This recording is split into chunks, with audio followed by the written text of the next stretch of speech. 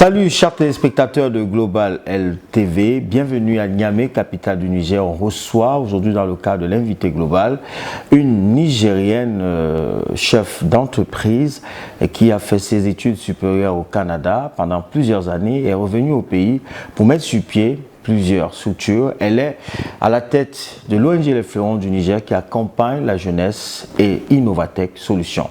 Salamatou Ousmane Issoufou est notre invité. C'est dans un instant.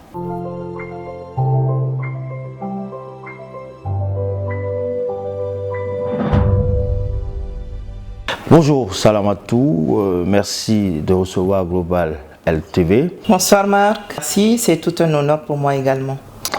Vous partez du Niger il y a quelques années pour poursuivre vos études supérieures au Canada. Vous avez vécu longtemps au Canada, pendant près de 2 décennies. Vous avez même travaillé là-bas. Ensuite, vous revenez au pays. Voilà, pour mettre sur pied votre structure. Quelles étaient vos motivations à l'époque où vous décidiez de partir du Niger pour le Canada? Personnellement, à cette époque, moi, j'avoue que après mes études, j'ai toujours eu pour ambition d'avoir des expériences d'abord canadiennes pour vraiment mettre en pratique tout ce que j'ai appris, puis par la suite revenir dans mon pays natal pour investir. Là-bas, c'était très bien parce qu'en tant qu'étudiant étranger, tout de même, on avait tout un parcours d'accueil. On était très bien intégrés et j'avoue que le Québec, c'est une belle terre d'accueil. Hein. Il n'y a pas de racisme et tout. On se sent bien comme chez nous. Par la suite aussi, j'ai eu beaucoup de facilité pour intégrer le marché de l'emploi car j'avais eu des stages qui ont en fait m'ouvert la porte. Donc moi, j'ai travaillé dans une grosse compagnie d'assurance et puis j'ai occupé divers postes au sein de cette compagnie. C'est en fait sur ça que j'ai capitalisé, on va dire, en compétences pratiques. Puis par la suite, j'ai pris 2 ans de coaching en développement personnel, leadership par une Québécoise. De retour au Niger, après plusieurs années au Canada, vous décidez de vous lancer dans l'entrepreneuriat.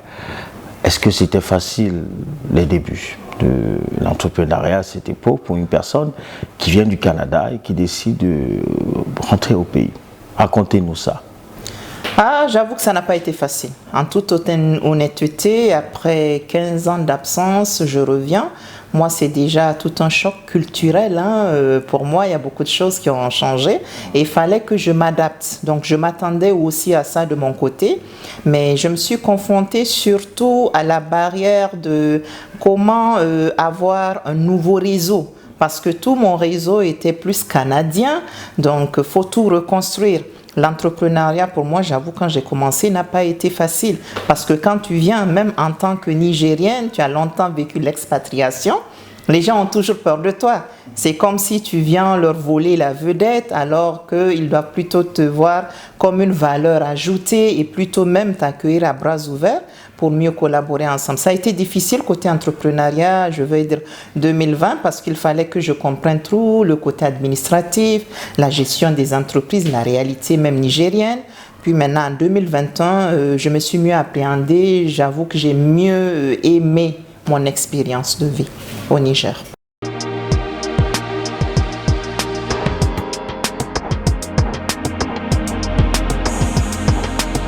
Vous avez mis sur pied l'ONG Les Fleurons du Niger.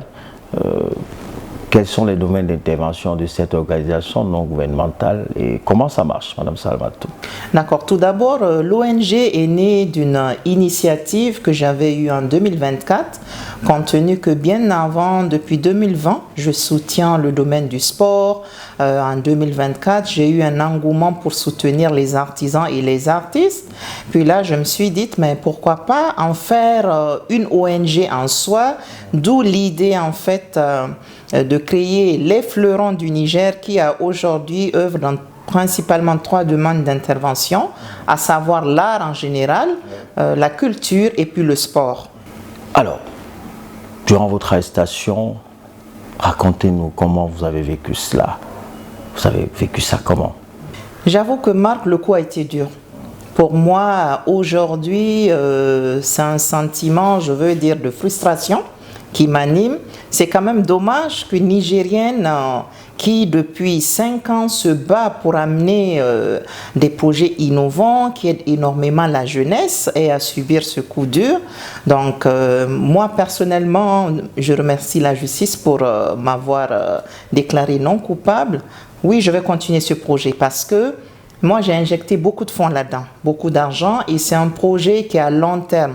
Il y a une vision à l'arrière. C'est pas juste voyager, amener des artisans. Ça va donner lieu à créer une boutique artisanale à Montréal. Actuellement, je suis même en pourparlers avec plein de galeries d'art. Donc, moi, j'ai une ambition, je vais continuer. Mais j'avoue que je veux que justice aussi soit faite. Moi, pour moi, c'est pas fini. Il faut que ceux qui ont fait saboter mon projet, ils répondent aussi de leur acte. Donc, moi, je n'ai pas lâché l'affaire, hein, je suis là-dessus. Voilà, je dois maintenant dédommager les artisans, j'ai commencé. Donc, d'ici la fin de cette année, tout le monde sera dédommagé des frais qu'il a pu nous verser. Et je vais pouvoir tourner la page en prenant des vacances, évidemment, mais moi, je dois récupérer mon projet. Alors, ça veut dire que très bientôt, on verra à nouveau le projet... le salon de l'artisanat du Niger au Canada. Même prochaine année, en fait, je vais me battre pour tout mettre sur les rails pour que ça aille lieu, Inch'Allah, la prochaine année. Voilà. Vous êtes également la présidente du directeur général d'Innovatech Solutions. Parlez-nous d'Innovatech Solutions. Innovatech fait dans quoi? Quand on vient chez Innovatech, c'est pourquoi exactement? C'est pour quel service? Exactement. Donc, aujourd'hui, Innovatech, je le positionne comme un grand groupe, en fait, qui œuvre principalement dans le renforcement de capacités. Donc, nous avons des formations innovantes pour tous les professionnels, les étudiants en management, leadership, gestion de projet, dans la gouvernance organisationnelle et j'en passe. Puis également, il y a tout l'aspect coaching en développement personnel, leadership. Il y a aussi l'accompagnement des organisations à se moderniser à travers des méthodologies innovantes. Nous avons également, avant à Innovatech, des cours d'anglais que nous offrons. Mais Dieu merci, ça a tellement porté fruit que nous avons officialisé en créant la filiale Innovatech English Center qui aujourd'hui se démarque sur le marché de l'emploi nigérien parce que beaucoup viennent s'inscrire, les professionnels, pour apprendre le business English. Très belle carrière d'entrepreneur. Alors, dites-nous, dans votre carrière, vos études au Canada, votre retour au Niger, quel est votre plus beau souvenir dans votre carrière et quel est votre plus mauvais souvenir? J'avoue que mon plus beau souvenir, c'est d'avoir été primé quand j'ai eu un trophée d'excellence au festival de la diaspora africaine parce que moi, ça m'a marqué. Ça retrace en fait tout mon parcours, les réalisations que j'ai eu à faire de 2019 jusqu'en 2024. Donc ce trophée en fait vient comme immortaliser en fait les réalisations, les investissements que j'ai eu à faire. Le plus mauvais souvenir, c'est l'arrestation, tout ce sabotage qu'on m'a fait par rapport au SANEC, ça je n'ai pas aimé. Donc pour moi, je en garde encore rancune, ça c'est certain, et je ne lâche pas parce que je veux que justice soit faite. Moi, je vais poursuivre qui de droit qui m'a fait ce sabotage et un jour, Inch'Allah, Dieu est grand et les gens comprendront ce qui s'est réellement passé. Comment vous avez vécu cette épreuve-là, madame? J'avoue, ça a été tellement douloureux parce que pour moi, c'est un projet que je viens en aide à des artisans. C'est un projet innovant qui va ouvrir la porte même à beaucoup de jeunes qui, si ça aboutit, va même amener à la création de beaucoup d'emplois, que ce soit au Canada, que ce soit ici. Donc vraiment, c'est un projet ambitieux et d'autre part également, ça allait nous permettre de renouer nos relations diplomatiques, voire même mieux les renforcer parce que moi, je suis en contact avec des partenaires qui allaient me mettre directement en relation avec des structures canadiennes qui sont en fait prêtes à investir dans l'artisanat.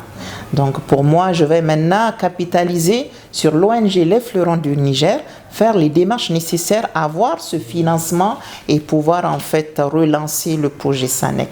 Merci d'avoir accepté l'invitation de Global TV. On vous souhaite bon vent à votre organisation non gouvernementale, l'ONG Les Fleurons du Niger, à Innovatech Solutions. À très bientôt avec le même plaisir. En tout cas, je dirais déjà un grand merci à tous les partenaires qui m'ont soutenu dans les événements que nous organisons et aussi dans ma période difficile que j'ai traversée en 2024-2025. J'avoue qu'eux, ils comprenaient la réalité et jusqu'à aujourd'hui, ils continuent à me soutenir.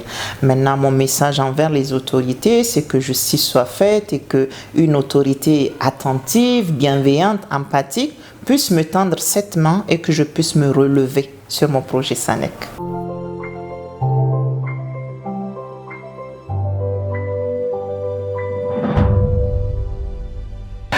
Merci chers téléspectateurs d'avoir regardé l'invité global. On se retrouve très bientôt sur la même télévision avec le même plaisir mais avec un autre invité ou une autre invitée. Au revoir.